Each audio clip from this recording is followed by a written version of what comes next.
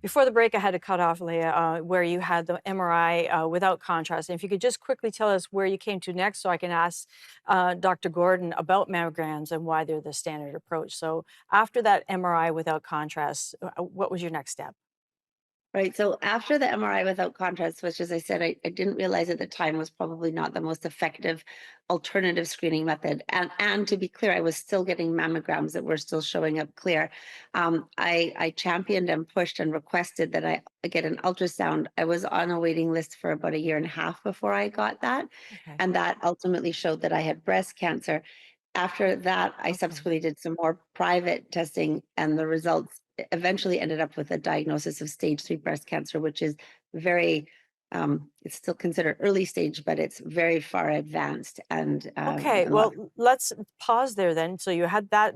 Now let's talk about the mammograms and the difference between mammograms detect, I've been told, like 5 out of 1,000, and ultrasounds find 6 to 7 out of 1,000 over and above. Like, explain that to me, Dr.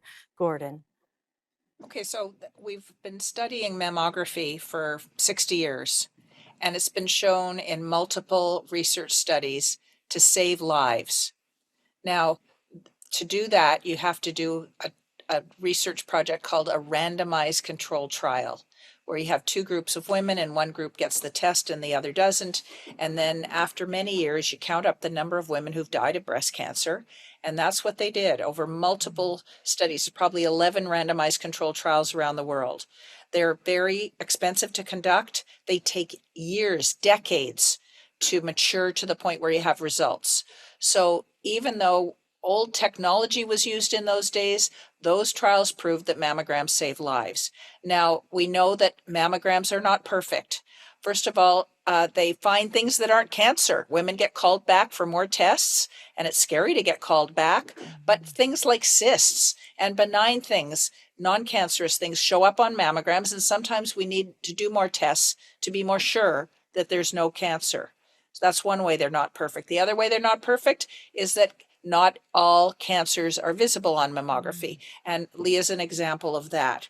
Yeah, the So dense some, breast. Can you explain to me like the A, B, C, and D? Because I don't think a lot yes, of women and know about that. had a graphic. If you put that up, I'll Hmm. show you. If you look There at you go. category A, the breast is mainly fatty. Now that's the side compression view of a mammogram. And Okay. you can see that most of it is a dark gray. And there's some white lines going through it. Mm-hmm. But if you look at the next one, category B, there's a little more white stuff.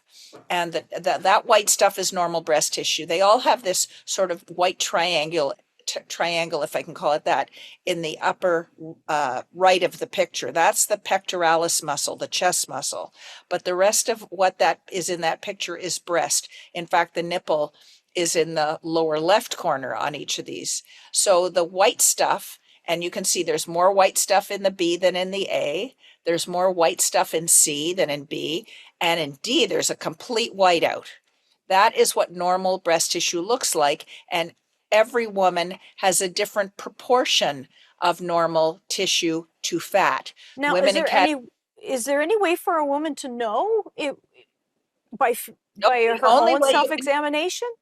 the only way you can tell if a woman has dense breasts is on a mammogram. You can't tell by size, you can't tell by feel. Some women have soft, even breasts. They can be fatty, they can be dense. Some women breasts feel like a bag of marbles, really lumpy. They can be completely fatty, they can be dense. The only way you can tell whether a woman has dense breasts is on that mammogram. A doctor cannot tell by doing a breast exam. So firmness or lumpiness on a breast exam, whether it's done by a doctor or by the patient doing breast self-exam, does not correlate with density. So So this the is why start, it was so difficult in Leah's case because she was in category D. Am I correct on that? and we can miss about 50% of Mm-hmm. cancers in women with category D. Now, it is not useless to do the mammogram. There are cancers that only show on a mammogram that we don't see on Okay. ultrasound. Okay, but there's a whole hierarchy of other tests that can be done in addition to mammography. Ultrasound is more basic. MRI, as you heard, um, first of all, it needs to be done with contrast, the intravenous injection. Okay. Yeah, it's next to useless Yeah. for to look for Wow. cancer. They do it without contrast. For example, if a woman has an implant and she wants to know if it's ruptured, but to look for cancer, you need the intravenous injection. Okay, There's well, we'll have to pause there. So to look for cancer, you need to have the intravenous injection. We'll come back right after the break with more.